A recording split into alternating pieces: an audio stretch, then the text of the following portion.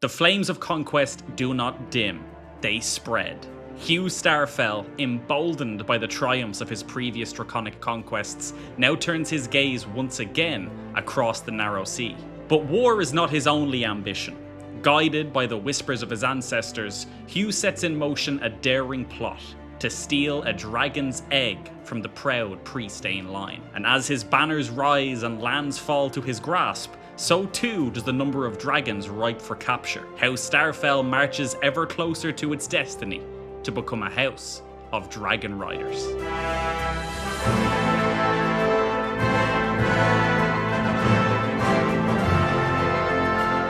Welcome back, everybody. We have just returned back to Dorne after visiting King's Landing for the coronation of King Daemon Targaryen. The first thing on the agenda today is to actually attempt to capture Sunfire the Golden, who just recently was seen flying around the Tyrosh coast here. So I'm going to send my actual Dragon Keeper Halberd in here to see if he can pick up this dragon. First up on the agenda today is trapping a wild dragon. Sunfire the Golden has been spotted in the city of the Urosh coast here. We're going to send in Halberd to see if he can put him in our dragon pit. And he is successful. Sunfire is ours. Now, Sunfire is actually an incredible dragon, impulsive, imperious, bloodthirsty, noble dragon, as well as being majestic. It is another male, however. I'm still desperate to get a female into the dragon pit for some eggs. Viserion is still in our realm, is still flying around the spar here,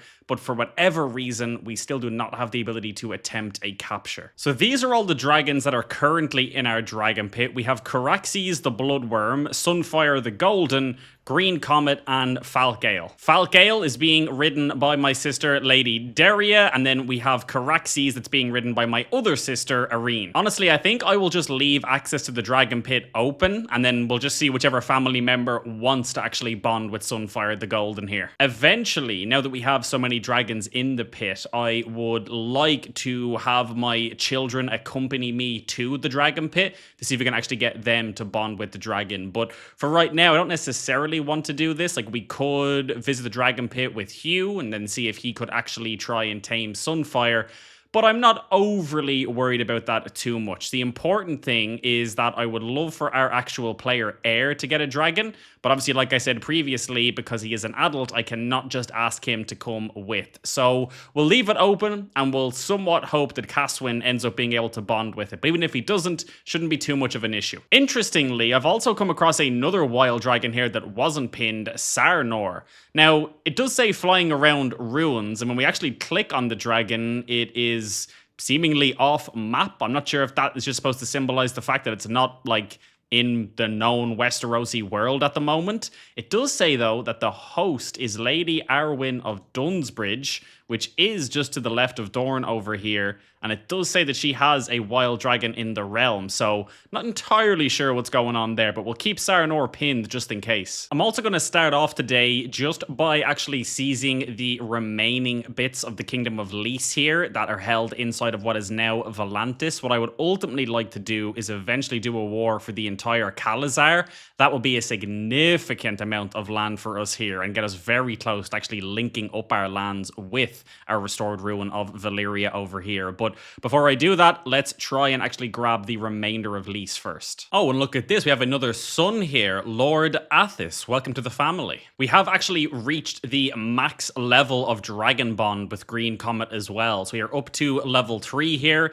Still nothing in terms of actual dragon training. I think we need to be in more battles and whatnot on the dragon, but that's fine. Maybe we'll get the opportunity here. I'm probably going to put myself in control of this army. Even though Green Comet isn't the most fantastic dragon in terms of combat effectiveness, I do prefer being able to actually decide how to use the dragon in war. If I make my sister the ruler of this army and then have her on, say, this over here, this city, and then I ask her to use the dragon in the siege, she actually chooses how she would like to use that dragon. I'm a little bit afraid that they'll be a bit overzealous there with how hard they want to go. Now, I'm in the middle of my war over here, about to take on the army of Silkhead from Volantis here, but meanwhile, another rebellion against the king. This is the first rebellion that King Daemon has to deal with. There is about 40,000 men against him, but For now, we are going to stay on side with the king. There we go. That is the army of Volantis dealt with in our first battle. Was actually very not... Ooh, Maelys Wildfire Targaryen is dead. This was the son of Hagon the Beautiful of the Mere Bandits. The Mere Bandits are now headed up by boss Magon Targaryen here, who has some interesting traits. He does still own a dragon, but it's not his directly. He doesn't actually have any to ride currently. It does mean, however, that Maelys's dragon Misa here is now without a rider. Let me pin you. Interestingly, you seem to also already be inside of our realm. I can't attempt to capture you because I have to wait, but then I should be able to, and we actually only assume that this dragon is a male. We don't even know for certain yet. Oh, look at this, another dragon event while we're fighting the army of Volantis over here now, while I've left my actual siege weapons over here to keep sieging. A fiery arrangement. From near the clouds atop Green Comet, I can see the entirety of the Battle of Munamar as it unfolds. Tiny arrangements of our regiments crashing against the lines of our enemy. Up here, they look almost like toys being played with by the commanders in charge. My eyes drift to a cluster of rustling banners, marking the position of those very commanders. Descending at rapid speed, I see Lord Daemon and most of the other notable enemy warriors are congregated around a single area. With one fell swoop, I can end this battle myself. Who can hope to stand against a dragon? Who can hope to stand against me? So I can say, Dracarys, Green Comet has greatly helped your side in this battle. Lord Daemon, as well as Triarch Elena, will both be killed by Green Comet, and 2 others will be burned and wounded. Tremendous. We'll also get terrifying dragons combat actions for 10 days. What is this? Oh, it's improving our minimum and maximum battle roll by 240. So we've actually killed the Khaleesi herself, incinerated by Green Comet. The new ruler is now King Aemond the Old, 73 years of age, coming to power. Jesus, don't ask me where they're after getting 30,000 men from, but they are back on the attack. 37,000 men, really. I'm gonna attack this anyway. I think our dragon should be able to still win this for us, even though we're fairly outnumbered. It doesn't look like it, actually. We were actually repelled in spite of the fact of our dragon. To be honest, I think that I'm still trying to get used to understanding exactly when the dragon will help and when it won't. They do have tons of anti-dragon weapons as well. I gotta keep that in mind. He is offering us a white peace, however, which we will decline because we have not even called in our allies yet. And you know what? Let's call in the Lannisters to help with this. Who's in control here? Lord Morwyn Lannister, an adulterer, burned and wounded. Oh, look at this. We have a failed taming attempt in the Dragon Pit. Lady Cassella failed to tame Sunfire. You've got to give it to the women inside a House Starfell, because outside of when I've been in control, any of our family members that have gone on to actually tame a dragon have all been women. Tessarion has passed on. That is not great to see. That's another female dragon gone. Okay, here's what I'm actually going to do. I'm going to let Irene take control here with her dragon that's 4 times better than mine. We do have the Lannister army with us, but the actual army of Volantis here is repelling us constantly.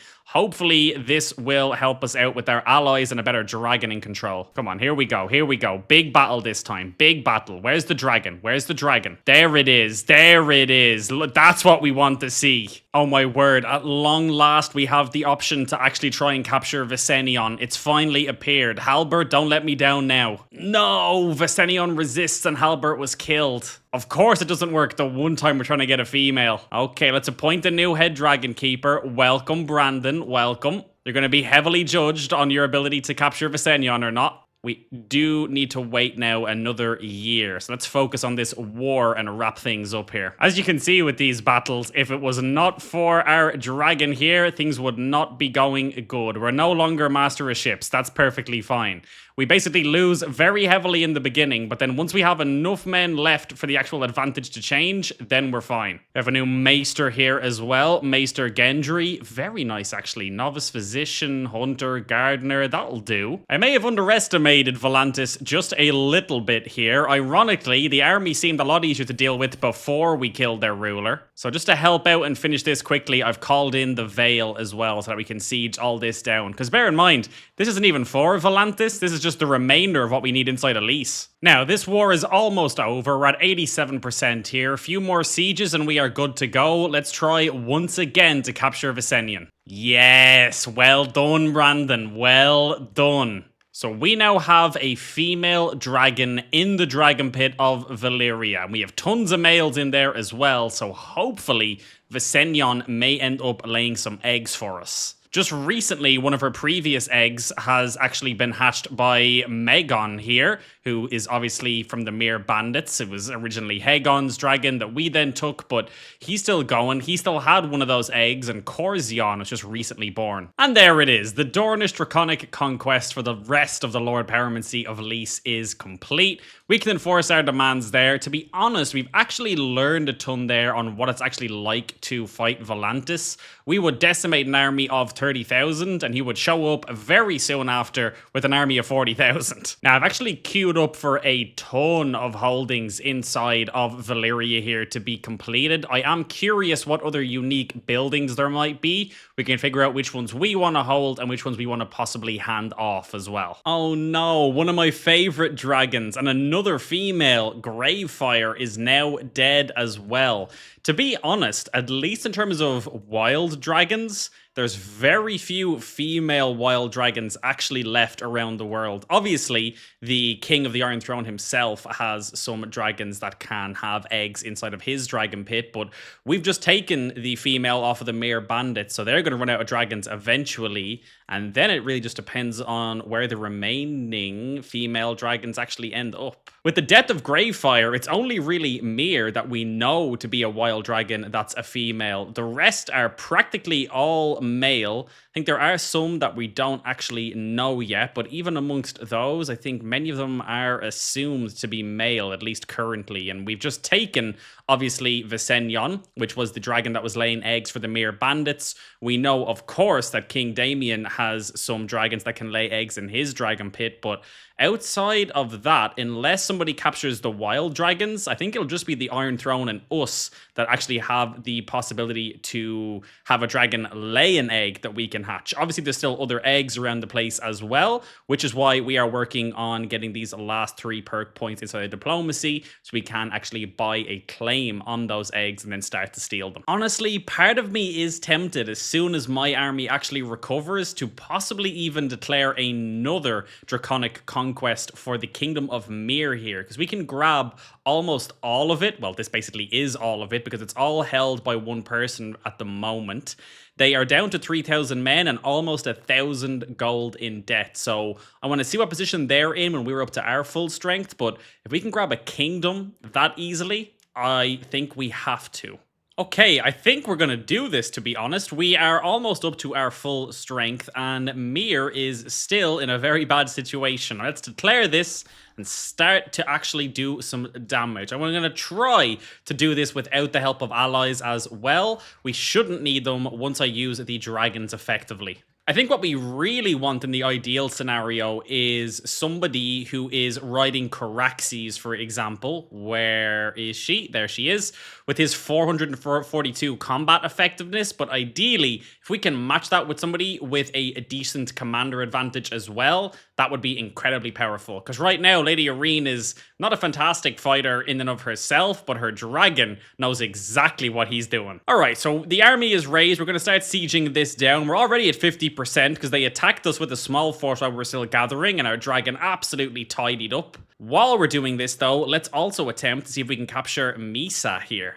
Gonna let Brandon take control of this. Eventually, I would like to lead this effort ourselves, but it's not really worth the risk when we have a Dragon Keeper at this point. There he is. Brandon strikes again. That is Misa now in the Dragon Pit. Still only assuming that the sex is male, but even if that is true, doesn't really bother us. That is another dragon for us. How many do we have now? 3 tamed and 2 owned. So theoretically, if we get every dragon in our Dragon Pit ridden, by a Starfell member, then we will have the ability to actually become a Dragon Rider house. Because all we need is 5 or more living members being Dragon Riders, and we have the capabilities for that right now. And here we go. We're sieging down the final part of the actual Free City of Mir's capital here, and once we get this, the entire Free City should be ours. And there it is, another successful Dornish Draconic Conquest. Let's enforce our demands here. Thank you very much.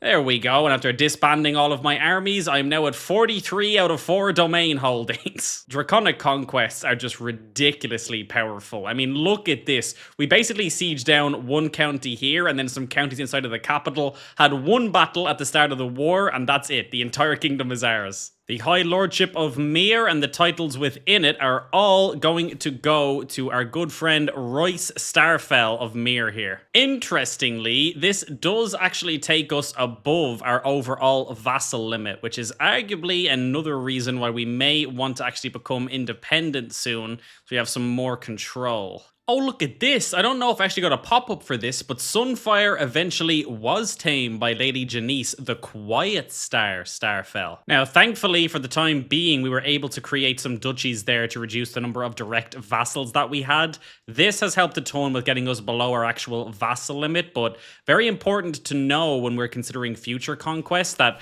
if we were to have done a war there for, say, the Khalasar of Volantis, there's no way we would have been able to just hold it all at our current level. So eventually, independence is not only going to be necessary from a roleplay perspective, but from an actual gameplay perspective too. And we've actually had a mental break here because our best friend, Lord Powerman Halfhand Meadows, has died. We can either become a Milk of the Poppy addict, inapathetic, or we can press on with Frozen Grief. Like, Milk of the Poppy addict, -2 practically across the board on skills, but does make all of our future stress loss even greater. I mean, what age are we currently? We're only 46. I think we can press on for the time being. Oh, look at this for a story. Mathen Waters here, a Targaryen bastard, is now riding a dragon, Tiamaxis. That's incredible. So the son of King Rhaegar, Slayer of the Northmen, and Shara Tarbeck. It's the Tarbeck dragons. They continue to persist, now in the hands of a bastard. We are, of course, also seeing dragons still being born inside the house of the Targaryens that are currently on the throne. Here we have Princess Arya Targaryen, who has just hatched Aegal. I'm going to keep building up Valyria when I can as well in terms of gold. Our actual income is fine. We can raise our army and everything, but I would like to actually increase the size of our men-at-arms even further. But I know if I do that, we'll then be running pretty close to a deficit. Pretty massive plague over here in our recently conquered territories as well. It's their pestilence again. Alright, I was doing some investigation there inside of our actual family because I was having a look at what it would actually take to claim my liege's title here for the Seven Kingdoms, only to find out that I actually already have a claim. And I actually think it's through our mother here, Daenerys Targaryen. Obviously, she is dead now, so we can't see any information about it, but her grandfather would have been King Aegamon the Anointed. So I'm assuming the claim has passed down that way. I unfortunately can't seem to hover over it to see exactly where it came from, but I assume if it's not from that marriage, it's from a different marriage inside of our dynasty anyway. But that does mean that we already have a claim on the Iron Throne, so we could set a claimant faction, or we could start an independence faction. I'm not entirely sure what the best direction to go is. I do want to be independent and see what Dorne is like, but also, if we're going to fight the actual Seven Kingdoms and win, shouldn't we just go for the actual title itself? The other thing I discovered that I must have missed as well is that our half-brother and cousin, Commander Baelor Targaryen, is now the commander of the Night's Watch on the Wall. So that's pretty incredible that not only do we have a Targaryen commander of the Night's Watch, but also our brother. What is this? Performance-enhancing herbs. I crush the herbs in my hand, the strong scent of mixing tinctures and elixirs filling the air. I can feel that this batch is going to be a strong one, and I can't wait to see the results. Of course, it is not yet done, for I have a secret ingredient that few other herbalists can ever claim to have had. dragon. The question is whether or not I should use Green Comet in my work, but how should I be looking to imbue his essence into my next poultice? So we can get +2 prowess with a crushed scale, a drop of blood increases our fertility, chip of claw for monthly lifestyle experience, or piece of tooth for general opinion. You know what? Let's do chip of claw for the monthly lifestyle experience so we can actually try and get this final perk that we need to get some claims on these eggs. Oh damn, what happened to the king? Why is he disfigured? What happened there, I wonder? We now have a lunatic, disfigured, milk of the poppy addict king. Oh my word, could it be? Could we have a future star of the morning? As I observe Aston practicing with his training blade in the yard, I notice the swift and agile movements of his feet and the steady and smooth swipes of his blade. Imagine this moment for Hugh, 47 years of age. There hasn't been a Sword of the Morning in so long, and he's looking at his grandson thinking this could be it. He is already developing into an exceptional swordsman at an age where most stumble about with the blade like headless chickens. It may simply be family pride, but I believe this child could earn the right to wield Dawn and be called the Sword of the Morning. If I push him now, he may rise to his full potential or collapse under the pressure.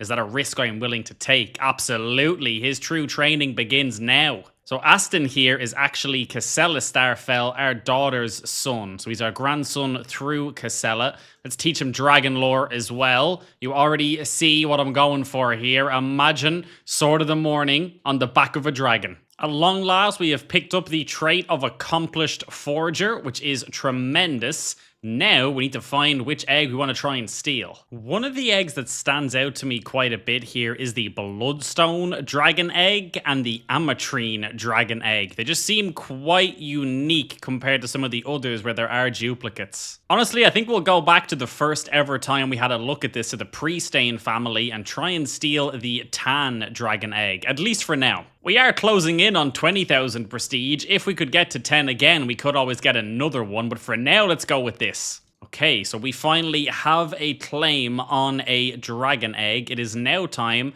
Actually, would you accept if I demanded it? No, not a hope. Yeah, of course. So let's begin our scheme to try and steal this dragon egg. Let's see if we can invite the best possible people.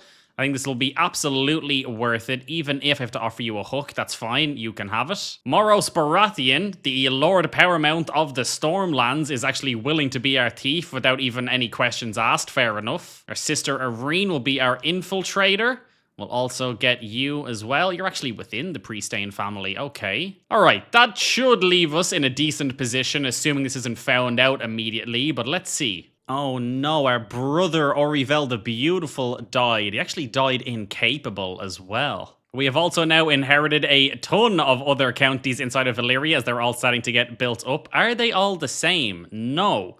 This is Ruins of the Gate. This is the ruined barracks of Valyria. And this is the Great Harbour of Valyria. Then we have the Dragon Temple of Valyria. And then in 14 days, we'll have another city and temple as well. I think for now, I'm going to grant some of these castles off to members of our family. They're not really going to be super beneficial to us just yet in terms of holding onto them with tax and whatnot. In the future, we can always try and grab them back. But for now, we can keep building them up, making them super, super profitable. And they're still going to be our direct vassals inside of this actual holding as well. Visera takes to the skies. King Damien's Antiquarian. A widowed and excommunicated woman is now riding Balefax, who is actually a female dragon as well. Oh, and look at this. At the same time, Casella has taken to the skies on Visenion. So she's actually bonded with Visenion and has taken to the skies. Please leave Visenion in the dragon pit long enough, though, that there's a chance of some eggs. Now, our scheme is in fantastic shape. 0 breaches, 76% secrecy. We're at 95%. And we can cover every angle. Oh my word, we've done it. Steal artifact success. I feel a great rush of pride and can't help but grin as I'm presented with the artifact I've sought to reclaim. The Tan Dragon Egg returns to its rightful owner. Though it's perhaps slightly scuffed and dirty from the travels of rescue, I still can't help tracing my fingers over the luxurious surface of this stolen item. The Tan Dragon Egg, a fine prize. Incredible. For the first time ever, House Starfell has a dragon egg in their possession. Also, I didn't realize it, but our sister Janice here was actually off with an adventurer ban, so she wasn't in our court, so I wasn't seeing 5 dragons here, but technically, we now have 5 dragon riders inside of our house. There's myself riding Green Comet, our daughter Casella, who is riding Visenion, our sister Daria riding Falgale, our sister Janice riding Sunfire, and our other sister Irene riding Caraxes. So that now gives us the ability to become a dragon riding house to the skies. That has given us access to the Dragon Lord's Dynasty legacy. Mastery over the fiery beasts of the sky set us closer to gods than men. So what do we have here? Cradle to Grave. Dynasty members are more likely to be able to influence the personality of a bonded cradle dragon.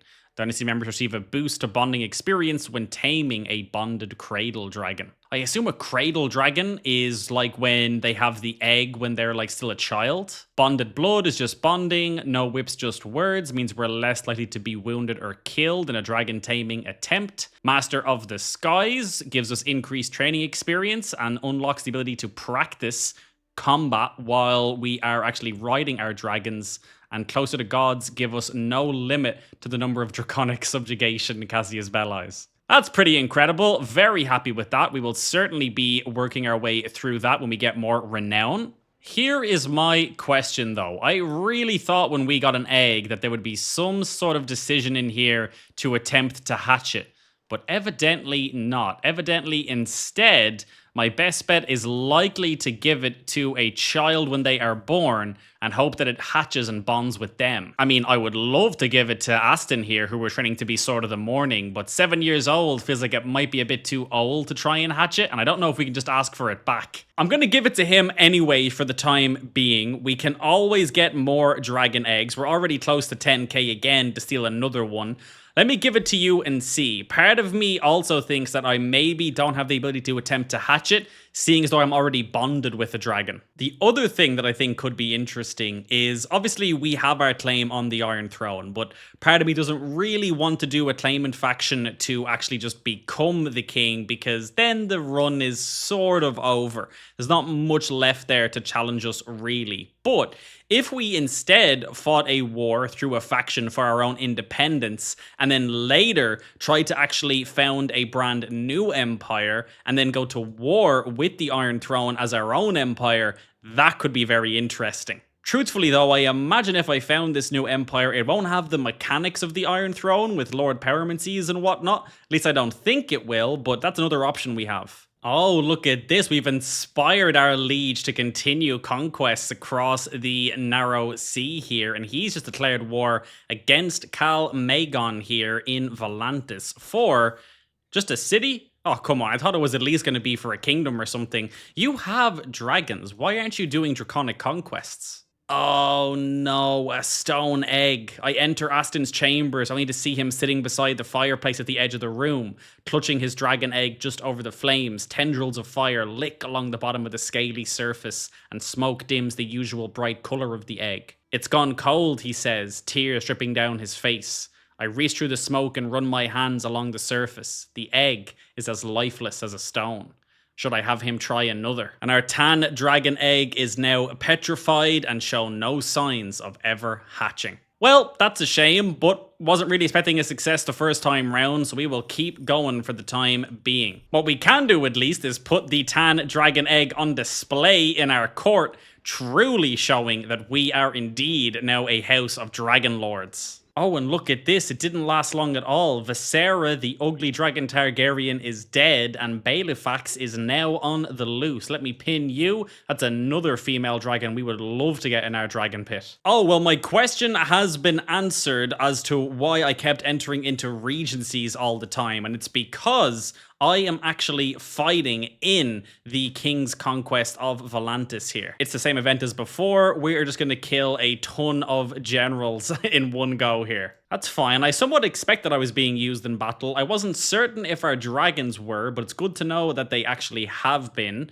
I suppose then my question though is, why is it whenever I click on myself, it doesn't actually like take me to like the army that I'm in? It just takes me to my actual holding title, even if I'm technically over here on Green Comet. What I am also going to do is create a set of personal arms here for myself that will exist next to our actual house emblem. I think this one has to symbolize the fact that we are now a dragon riding house. This one I like quite a bit. I do like this because it seemingly has that kind of star behind it as well. Like, you could argue that that is the sort of like a star from Starfell and then the dragon sort of surrounding it. You know what? Let's go with this one and we'll keep those Starfell colors as well, inspired by House Dane. So you'll see now I have my personal arms here and then the Starfell arms right next to it. Boss Magon, the handsome Targaryen of the Mere Bandits, still going strong, has just taken to the skies on Corzion now. Oh, I just realized that I don't have to give the egg to a child. I can also send it to the dragon pit. And the egg in control of our actual head dragon keeper probably makes a ton of sense. You know what? I might even send it to the pit, even though it's petrified, just because you never know. Oh, look at this. Athis, one of our younger sons at only 11 years old, is after claiming Misa, who was the only dragon in our dragon pit yet to be claimed. We still don't know if it's a male or a female, but we know now that it has a rider. Speaking of dragons, just north of the lands we've recently conquered, we have Spyrax here we can attempt to capture, which of course we will. That is another success from Brandon, who is playing an absolute blinder since he came in as our head dragon keeper here. And the King of the Iron Throne would like a loan from me personally. 1,485 gold and 25% interest repaid in 5 years. You know what? I'm going to say yes to that. I'm going to say yes to that, and then hopefully you'll pay us back before we decide to revolt against you. Speaking of, though, I'm going to leave this episode here, but do let me know how you think we should progress further. What is clear is that eventually we have to be at a higher level than we are currently. Any more conquests that we do will likely just create headaches for us in terms of our actual vassal limit.